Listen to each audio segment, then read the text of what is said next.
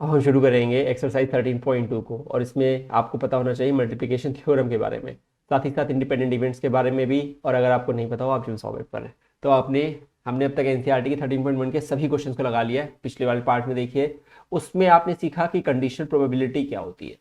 वो बताया गया कि जब कोई इवेंट बी अकर कर चुका होता है तो ए को अकर करने के लिए जो प्रोबेबिलिटी होती है वो दी जाती है, प्रोबेबिलिटी ए और बी दोनों अकर करें एक साथ, यानी A and B upon the probability of the event जो पहले अकर कर चुका है, विच इज बी।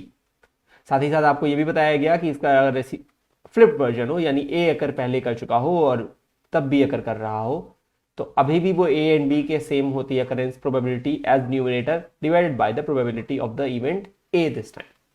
क्योंकि अगर हम इसमें से पी ए इंटरसेक्शन बी को सब्जेक्ट बनाते तो हम ये पाते कि पी ए इंटरसेक्शन बी की वैल्यू आती P A given B times P of B, और यहां से आती P B given A times P of A which is equal to P A given B, sorry A and B. अब आप यहां से देखिए ये आ जाएगा दोनों, क्योंकि एक ही टर्म है तो हम लिख सकते हैं probability of A intersection B can be written as probability of A given B has occurred times the probability of B, or it can also be equal to probability of B given A has occurred it times probability of A। अब आप समझिए multiplication theorem बस ये कहता है कि किसी दो इवेंट के एक साथ अगर करने की जो प्रोबेबिलिटी होती है, किसी दो इवेंट के एक साथ अगर करने की जो प्रोबेबिलिटी होती है वो उसकी कंडीशन प्रोबेबिलिटी टाइम्स होती है उसके इंडिविजुअल अकेले अगर करने के। ठीक है, इसीलिए इसे मल्टीप्लिकेशन थ्योरम का नाम दिया गया।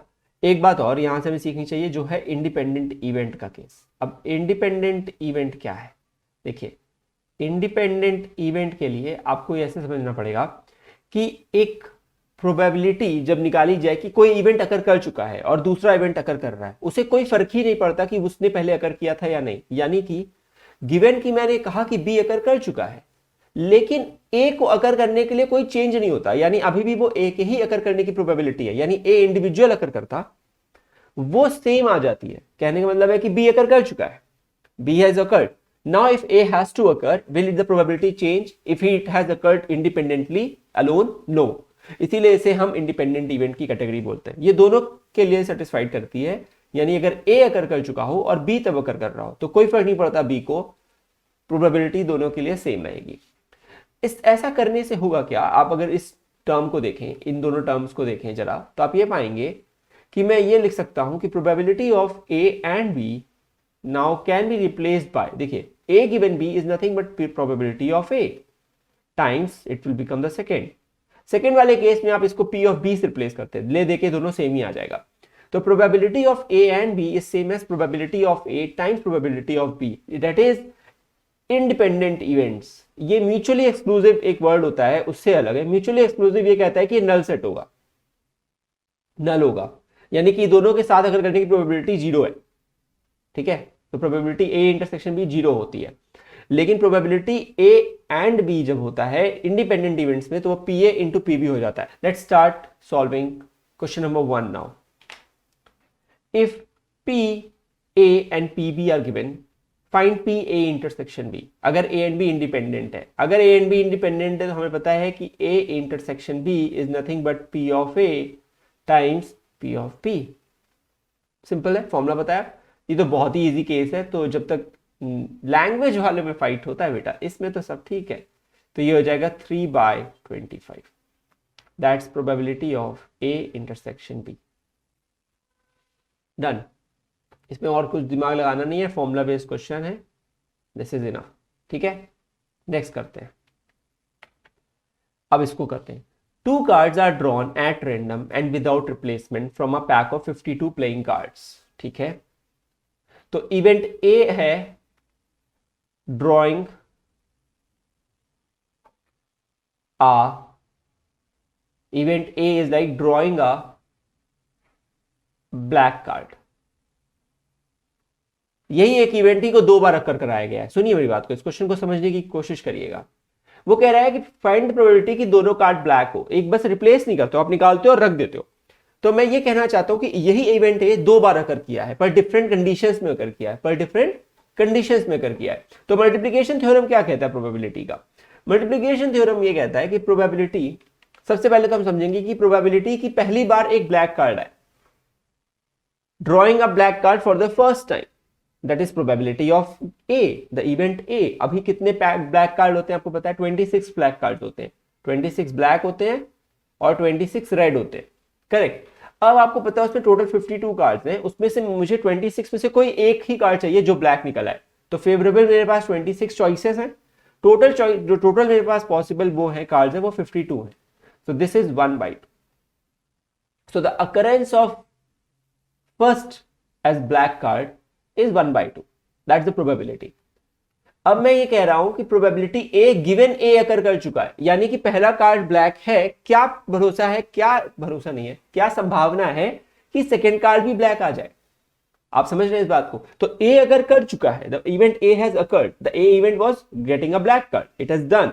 Now I'm again wanting the black card to happen. I again want the event that it should be a black card again. तो A अकर कर चुका है, क्या प्रोबेबिलिटी है कि वो A फिर से आएगा? That is this condition. A given A. आपको पता है इस कंडीशन में A निकल चुका है, तो कितने कार्ड बचे हैं? कितने कार्ड बचे हैं? 25। एक कार्ड निकल चुका है, तो कितने कार्ड बचे हैं? 25। टोटल कितने कार्ड हैं? 51, क्योंकि एक कार्ड जा चुका है, 52 नहीं है ना। आपने एक कार्ड निकाला तो total number of card decrease कर गया 1 से, तो जब आपने एक ब्लैक कार्ड निकाला तो 25 ब्लैक कार्ड हो गए, और 26 नहीं, रेड कार्ड अभी भी 26 ही रहे, तो टोटल कितने हो गए? 51 कार्ड्स हो गए। 51 में से आपको 25 में से चुनाव करना है, 25 अवेलेबल फेवरेबल है और 51 हमारे टोटल है। अब हमें बोला जा रहा है क्या प्रोबेबिलिटी है कि दोनों कार्ड ब्लैक हो। बड़े ध्यान से सुनिए, दोनों कार्ड ब्लैक हो, ये बहुत इंपॉर्टेंट आपसे समझे। कहने का मतलब है कि ए इंटरसेक्शन ए एग्जिस्ट कर जाए, that is the both cards are black, पहला इवेंट भी और दूसरा इवेंट सेम हो जाए, ए इंटरसेक्शन ए टाइप का इवेंट हो जाए, then it is like probability of A times probability of A given A. आप प्लीज इसको उस तरीके से मत लीजिएगा कि ए इंटरसेक्शन ए होता है सर, नहीं, यहां मत करिएगा, ये मैं समझाना चाह रहा हूं, this is not written in the same way, ठीक है। So probability of A times probability A given A. This is what we have learned. A given B, A intersection B क्या सीखा था? A intersection B is probability of the B, probability A given B has occurred. Same situation है, ठीक है। तो this is what 1/2 times 25/51 and which is 25/102, ठीक है। तो इस तरीके से हमने इसका आंसर निकाल लिया है, समझने की कोशिश करिएगा, आई होप सो कि आपको आ जाएगा। नेक्स्ट करते हैं। ये क्वेश्चन कह रहा है a box of oranges is inspected by examining 3 randomly selected oranges drawn without replacement. Replacement नहीं हो रहा है, 3 ऑरेंजेस हैं। If all the 3 oranges are good, the box is approved for sale, otherwise it is rejected. So the event A is getting a good orange. Event है कि getting a good orange, मैं एक जब निकालूं तो एक good orange निकले, तो प्रोबेबिलिटी कि मैं पहली बार जब इसे पुश करूं, मतलब निकालूं एक ऑरेंज, तो पुश नहीं होगा, पुल होगा, तो एक ऑरेंज जब मैं निकालूं तो उस समय कितने ऑरेंज अच्छे थे? 12। टोटल ऑरेंजेस कितने थे तब बॉक्स में? 15। तो ये है प्रोबेबिलिटी उसके होने की, ठीक है। अब मुझसे पूछा जा रहा है कि दोबारा से मुझे निकालना है और फिर से अच्छा ऑरेंज मिले, तो ए फिर से एक ऑरेंज मिले, गुड ऑरेंज, गिवन की पहली बार एक गुड ऑरेंज आ चुका है, गिवन की पहली बार एक गुड ऑरेंज आ चुका है, तो it will be what? 11, because now 1 has already been out by 14, क्योंकि total number of oranges decrease कर चुके हैं। फिर मुझसे बोला जा रहा है ए कि पहली, फिर से मैं तीसरी बार निकालूं, गिवन की दोनों अकर कर चुके हैं, यानी ए ए, इसे ए इंटरसेक्शन ए का शॉर्ट फॉर्म होता है, यहां पे ए ए लिख देते हैं। बेसिकली अगर ए इंटरसेक्शन बी है तो उसे हम ए बी लिख सकते हैं, कंबाइंड इवेंट। तो कंबाइंड इवेंट यानी कि दोनों अगर कर चुके हैं, यानी दोनों बार में ए ए आ चुका है, यानी कि अच्छे अच्छे ऑरेंजेस दोनों बार निकल चुके हैं। क्या प्रोबेबिलिटी है कि तीसरी बार भी अच्छा ऑरेंज निकले? क्या प्रोबेबिलिटी है कि तीसरी बार भी अच्छा ऑरेंज निकले? अच्छा ऑरेंज निकले, इसकी प्रोबेबिलिटी क्या होगी? इसकी प्रोबेबिलिटी होगी, सुनिएगा ध्यान से, इसकी प्रोबेबिलिटी होगी, एक और कम हो गया, 10/13। 10/13 अब मैं आपको बता देता हूं कि जब 3 का केस होता है तब कैसे करते हैं। तो जब 3 का केस होता है, that is A intersection A, यानी कि 3 इवेंट अगर कर रहे हैं, आपको मैंने बताया A intersection B intersection C type के इवेंट अगर कर रहे हैं, तो इसके लिए होता है प्रोबेबिलिटी कि वो ए अकर कर रहा हो, इंटरसेक्शन की वो ए गिवन की ये वाला अकर कर चुका हो, जो कि इस बार मेरे लिए ए ही है। इंटरसेक्शन सॉरी बोल रहा हूं, I am so sorry, multiply करना है यहां पे, क्योंकि मल्टीप्लीकेशन है ना, प्रोबेबिलिटी थ्योरम। तो मल्टीप्लाइड पी ए गिवन की दोनों ये अकर कर चुके हो, यानी कि ए अकर कर चुका हो। इसको यानी ऐसे लिखते बेटा, प्रोबेबिलिटी की ए अकर कर चुका हो, ए अकर कर चुका हो, मल्टीप्लाइड, फिर से मैं क्यों बोल रहा हूं, प्रोबेबिलिटी की बी अकर करे गिवन की ए अकर कर चुका हो। बी अकर करना है कि गिवन की ए अकर कर चुका है, पहला इवेंट अकर कर गया, दूसरा इवेंट की पहला इवेंट अकर कर चुका है, टाइम्स टाइम्स टाइम्स तीसरा इवेंट गिवन की ए और बी दोनों अकर कर चुके हैं, ए इंटरसेक्शन बी। इसे आप ए बी भी लिखते हो, यही अभी मैंने समझाया, आप एनसीईआरटी में भी पाओगे ये लिखा रहेगा, ठीक है। तो इस तरीके से हमें इसे लिखना होता है। ये फॉर्मूला ही मैं यूज कर रहा हूं बेटा, 3 वाला फॉर्मूला यूज कर रहा हूं इस वाले के लिए, ठीक है। हम कौन सा फॉर्मूला यूज कर रहे हैं बेटा? 3 वाला फॉर्मूला यूज कर रहे हैं, A times this times this times this, ठीक है। तो यहां से आपको पता लगा कि ए इंटरसेक्शन ए, यानी कि ए पहला इवेंट अकर कर चुका है, टाइम्स पहला इवेंट अकर कर चुका है, उसकी प्रोबेबिलिटी कि दूसरा इवेंट अकर करे, यानी कि फिर से मुझे एक अच्छा ऑरेंज मिले, टाइम्स पहले और दूसरे दोनों इवेंट अकर कर चुके हैं, यानी कि 2 बार अच्छे ऑरेंज मिल चुके हैं, थर्ड टाइम भी मुझे अच्छा ऑरेंज मिले। तो हमारे इस बार इवेंट का सिंबल सेम हो जाता है। कई बार क्या हो सकता है कि पहला इवेंट अगर गुड ऑरेंज है तो सेकंड इवेंट है कि मैं एक एप्पल निकाल लूं, तो एक इवेंट ए होता और एक इवेंट बी कहलाता, जो अभी नहीं हो पा रहा है, इसीलिए मुझे ए से डिनोट करना पड़ रहा है। इसीलिए आप इसे प्लीज ए को ए मत लिख दीजिएगा, बस ये गलती मत करिएगा, क्योंकि these are events in this situation, these are events, okay, these are not considered the same situation as the previous sets, ठीक है, बस सिंबलाइज्ड किए जा रहे हैं। और फिर ये हो जाएगा P of A which is 12/15 times 11/14 times 10/13। Simplify कर लीजिएगा, ये फाइनल आंसर आपका है। मेन काम कर दिया टीचर ने, नहीं? आई होप समझ में आ गया होगा, 3 वाला केस भी समझ में आ चुका होगा। नेक्स्ट करते हैं question number 4। A fair coin and an unbiased die are tossed. Let A be the event, head appears on the coin. अब आप इसे समझिए, ये कह रहा है हमसे कि A जो इवेंट है, ए वो इवेंट है जब हेड आता है कॉइन पे।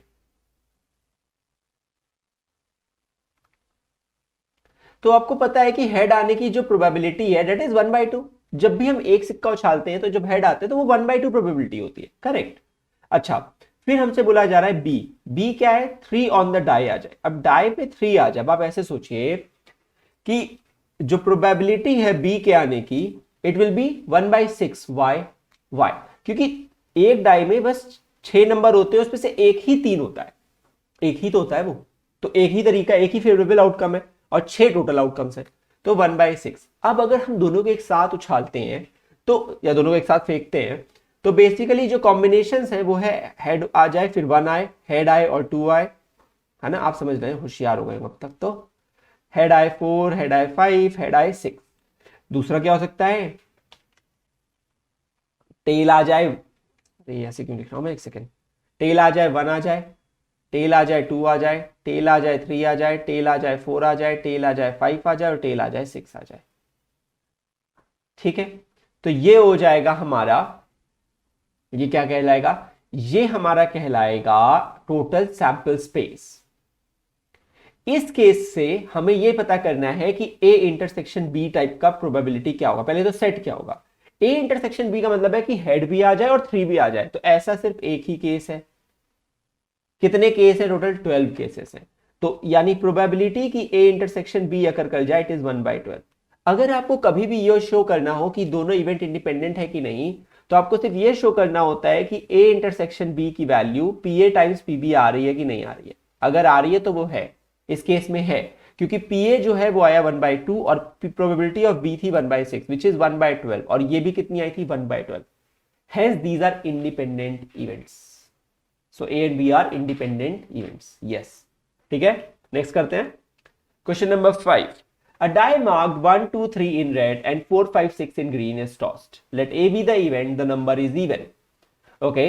तो एक डाई है, उस पर एक कलर, 3 कलर रेड से कर दिए, 3 कलर ग्रीन से कर दिए, पर अभी भी कोई फर्क नहीं पड़ता, नंबर हमेशा इवन है। ए बोल रहा है द नंबर इज इवन। कितने इवन नंबर होंगे? अरे 3 इवन नंबर होंगे। तो इसका मतलब ए सेट में क्या क्या आ सकता है? 2 आ सकता है, 4 आ सकता है, 6 आ सकता है। मुझे क्या ही फर्क पड़ता है वो लाल है कि नीला है कि काला है कि हरा है? अरे वो इवन नंबर है। तो ए 2 4 6 है, तो प्रोबेबिलिटी की ए अगर करे इट इज 1/3, सॉरी 1/2 होगी, इट इज 3/6 और 1/2, क्योंकि टोटल 6 नंबर है और 3 उसमें फेवरेबल है। बी इवेंट है कि नंबर रेड हो जाए, तो बी कौन सा इवेंट है बेटा? बी इवेंट है द नंबर इज रेड। अब अगर नंबर रेड है, इसका मतलब कि प्रोबेबिलिटी की बी अगर करे, पहले तो बी सेट निकाल लेते हैं, आसानी हो जाएगा।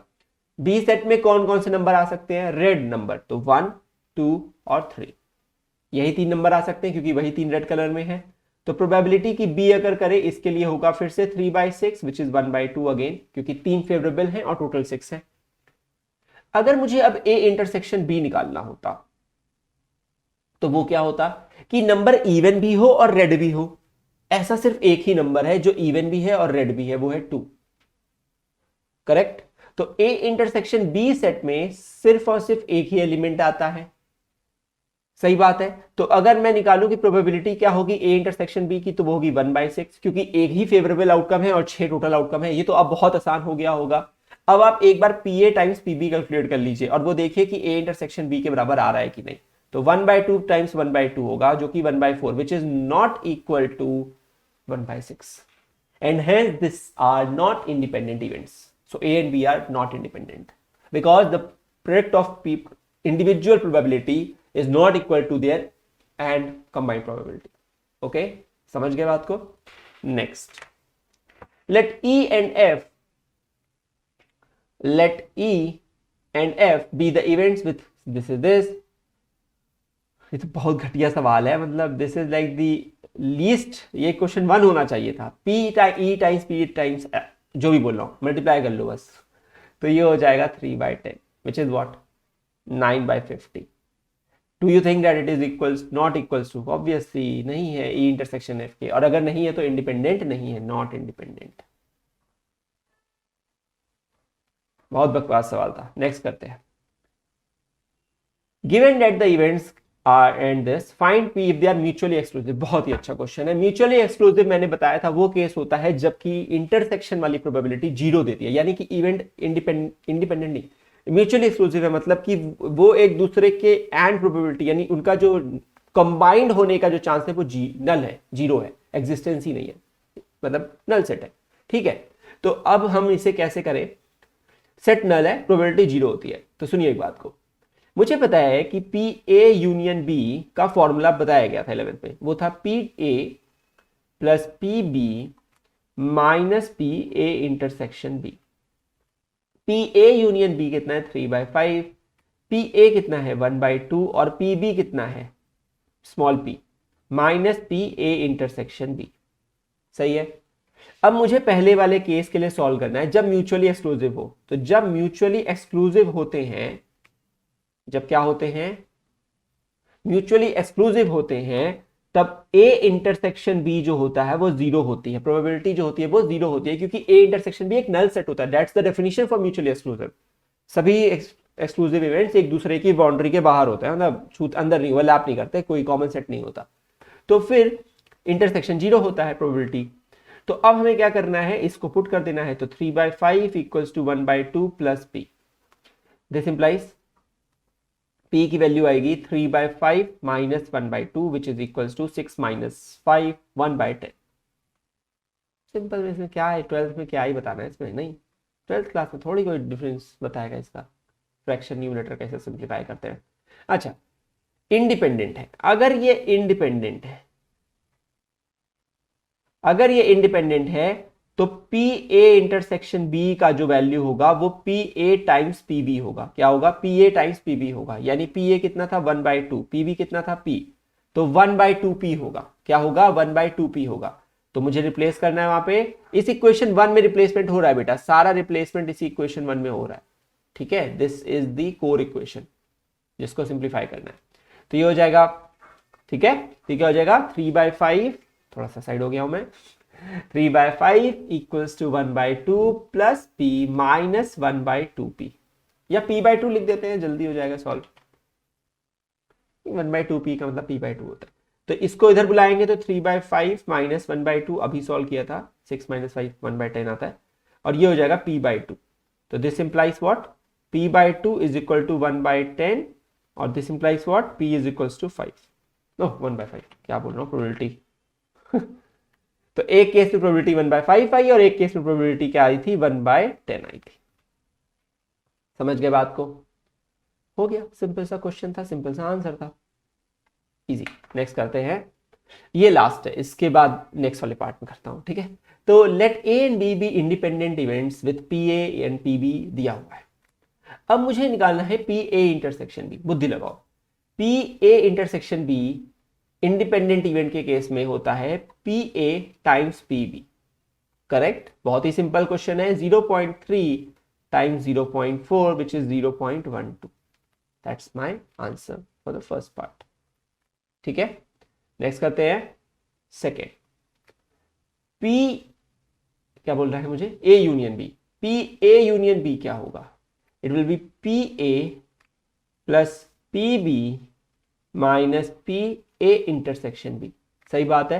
तो ऐसा करने से होगा 0.3 प्लस 0.4 माइनस 0.12, पहले इसे कैलकुलेट कर रखा हूं तो वैल्यू पुट करूंगा, तो ये हो जाएगा 0.7, है ना, 0.70 minus 0.12 which is equals to 0.58.